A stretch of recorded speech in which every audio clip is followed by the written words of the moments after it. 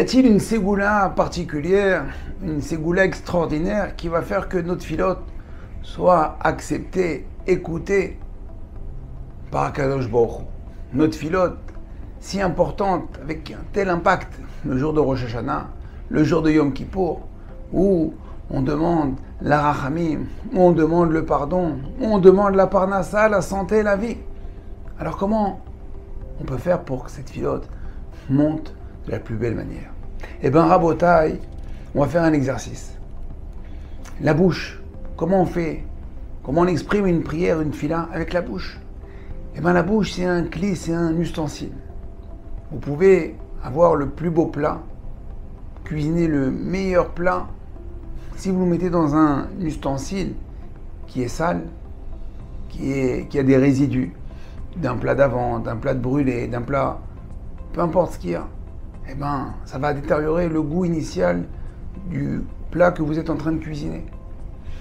Eh bien, la bouche, c'est pareil. La bouche, c'est l'ustensile, c'est le clé avec lequel on va parler, on va s'adresser à Kadosh Baruch Hu. Il va falloir faire attention à garder la bouche propre. On doit avoir une belle bouche, une bonne bouche, une bouche qui va proférer des belles choses pour pas qu'elle laisse des résidus, des saletés qui vont, chas v'shalom, accompagner notre filote. Alors qu'est-ce qu'on doit faire? Eh bien, à partir de maintenant, on va nettoyer. Même quand on a la bouche sale, d'accord, au niveau hygiénique, eh ben, on se brosse les dents. Après chaque repas, le matin avant de se lever, pour avoir une bonne haleine, pour pas déranger.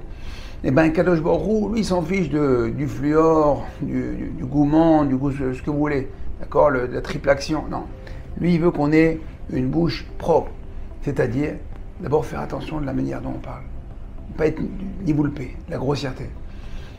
Les gens, ils n'arrivent pas à se retenir, à commencer une phrase, et à terminer une phrase, et à rajouter au milieu de la phrase des conjonctions de coordination avec des petits mots qui pour finir, non, il faut faire attention. Je ne vais pas vous les dire parce que chacun imagine de quel mot on parle. Ça, c'est pour la grossièreté, la vulgarité. On ne peut pas, dans notre bouche, s'adresser à Kadosh Baruch Hu, Hachem, Sefatah Tiftar, et 1 minute avant ou 10 minutes après, être une poubelle dans la bouche. Deuxièmement, comment on peut salir la bouche? Avec le lachon hara. Parler sur les autres. Alors ça aussi c'est difficile parce que évidemment tout ce qui est bon c'est difficile. On a envie de parler, on a envie de raconter. Et ben on va apprendre à se retenir. On va apprendre à se la fermer pour mieux l'ouvrir. Fermer pour mieux ouvrir à Kadosh Baruch Hu, pour avoir en fin de compte créer un vrai dialogue avec Kadosh Baruch Hu. Alors voilà, on est à quelques jours de Rosh Hashanah.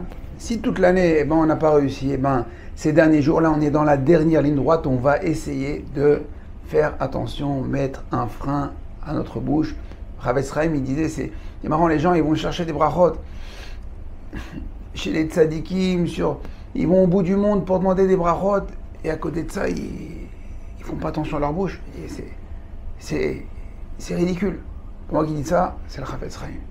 Alors, chacun d'entre nous, chacun sait où il en est, doit faire attention à la manière dont il parle pour avoir une bouche propre, bonne et saine, pour s'adresser au Melech Malchei HaMelachim pour Rosh Hashanah, Yom Kippour et puis toute l'année.